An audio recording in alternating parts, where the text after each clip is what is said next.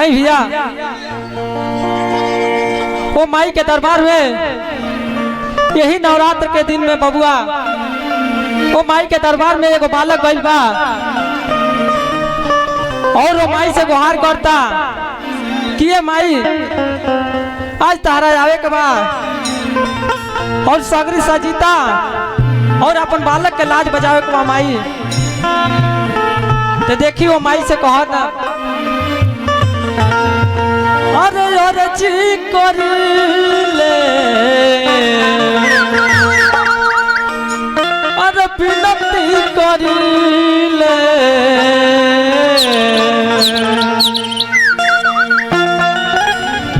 अब आओ आओ आओ माई और जी करिले। तो देखी ओ माई से बालक कहता अरे अरे जी करिले विनती करिले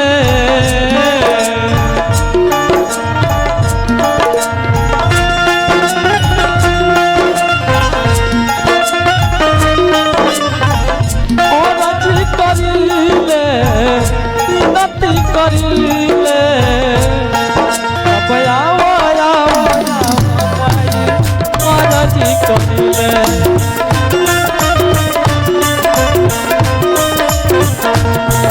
अब आओ आओ माई मरजी करिले।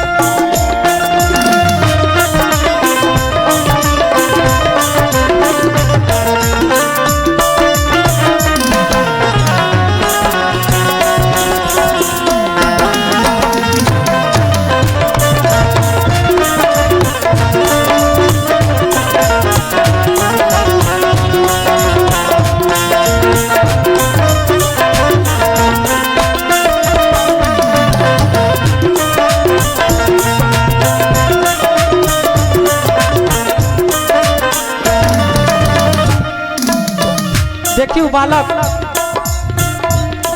वो माई से कहा था माई थावे में आइलू लाजन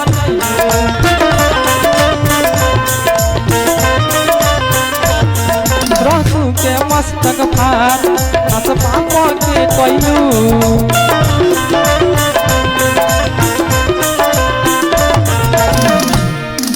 देखी तू बालक कहा था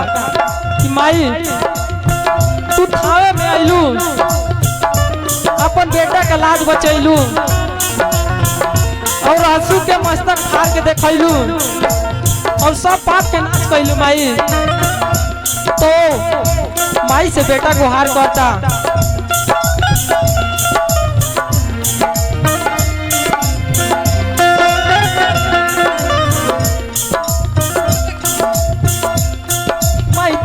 में आइलू अकेला जो तू बचैलू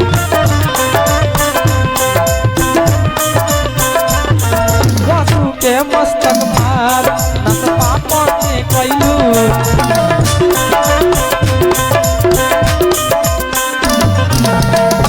देखी और क्या कहता तो हटे बुलाइले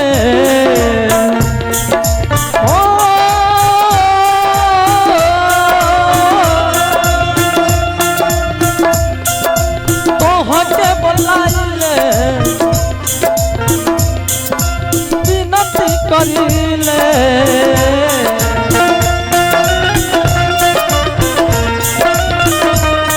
तोहके बोलाइले विनती करिले अब आओ आओ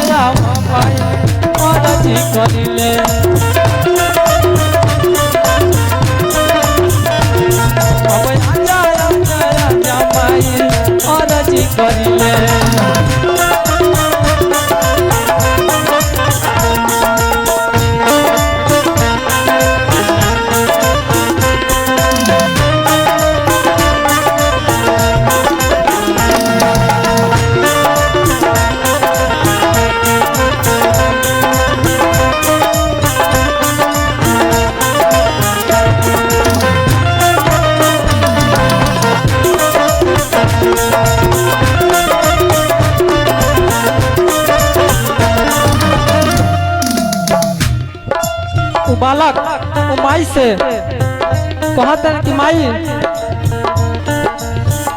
यहाँ ब्यास हरे राम जी में पहुँचल बानी अवधेश मामा और शारदा ब्यास जी यहाँ आप साथी समाजी पहुँचल बा और वो भी गुहार करता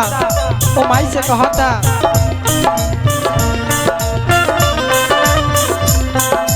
यादो हो डेरा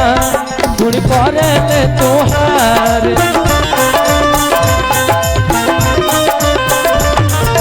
सरधाया हो ढेर पूजा करे बारंबार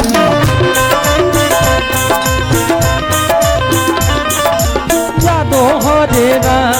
गुड़ करे ले तोहार सरधाया हो ढेर गुड़ करे ले तोहार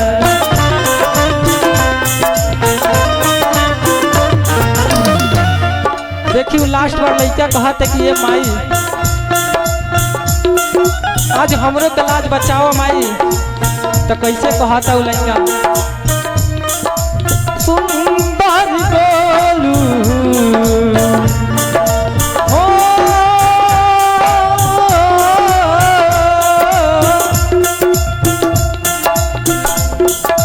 सुंदर बोलू विनती करिले